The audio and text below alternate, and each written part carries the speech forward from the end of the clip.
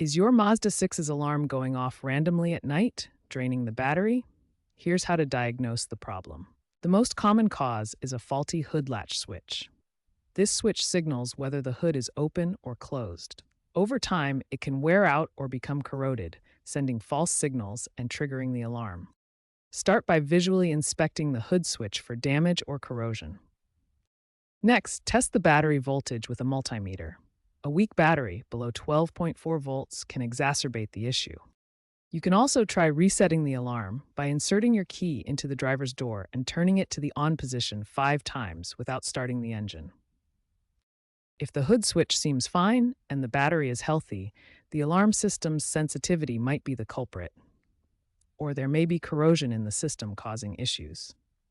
If the hood switch is faulty, replace it.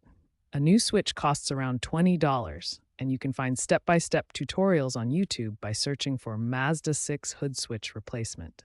For sensitivity issues in newer 2021 and later models, check for over-the-air software updates from Mazda.